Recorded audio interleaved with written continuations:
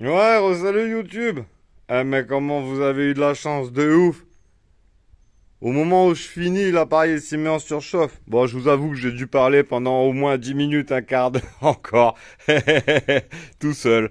À pas savoir que j'étais pas filmé. Donc là, c'est pas encore fini. Mais là, tu vois en gros comment que ça donne, quoi. Putain, j'y vois rien. J'y vois rien du tout. Je sais pas si vous y voyez où. Bon, je filmerai demain sinon. Quand il y aura le soleil. Je sais pas. Ouais, il y a tellement de lumière que j'y vois que là. Mais bon, en gros, dans l'idée, c'est ça. Donc, un bon rythme, de bon matin, bien réveillé. Surveiller le côté talochage quand même. Dites-vous, là, j'ai mis quoi? J'ai vu la vidéo, elle faisait demi-heure. Donc, en gros, tu vois, en demi-heure, faut que tu sortes ta paroi. Vu que celle-là, elle est 2 fois plus petite que celle-là, tu vois. En gros, celle-là, c'est 1 heure. Bien vénère dans la journée, tu la sors, hein. Enfin, bien vénère, même demi-vénère, tu vois ce que je veux dire. En gros, ça fait 1 heure, 2 heures, 3 heures, 4 heures. Mais ça, c'est non-stop. Mais tu peux pas le faire non-stop. Tu vas vite t'apercevoir que physiquement, à un moment donné, il faut que tu respires. Mais bon, enfin, dans la journée, t'attaques le matin à 7 heures, à 13, 14 heures, c'est pliax, quoi. Ok? Donc, on prépare bien, on machin bien. Tiens, pendant que je te montre les marches en espérant que l'appareil se remette pas en surchauffe. Donc, ce matin, je vous ai montré la façon, démerde-toi.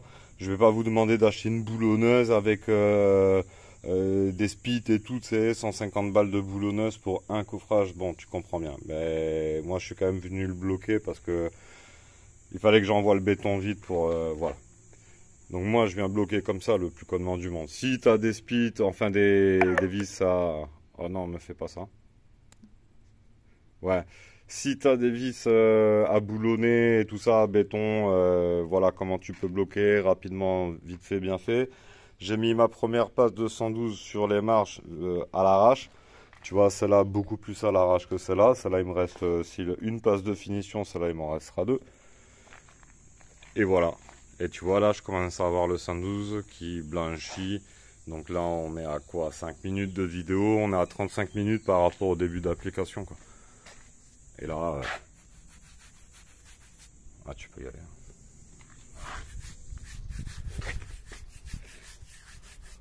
Ah, c'est phénoménal le produit, hein. Je vous le dis, hein, là, tu passes un petit coup à la main, là, histoire de retirer le grain, là. Essaye de pas trembler, de faire le focus. Je sais pas si vous y voyez.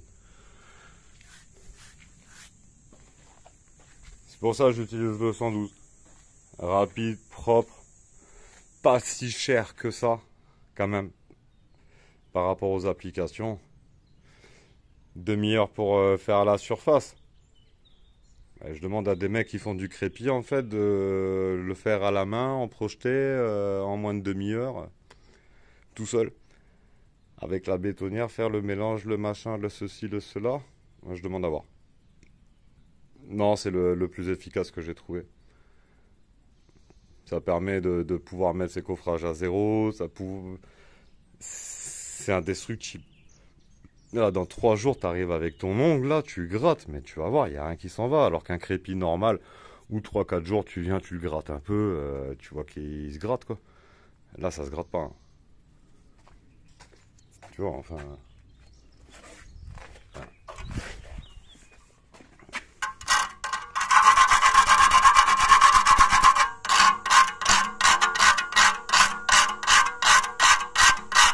Ça, c'est celui de la semaine dernière, avant filage.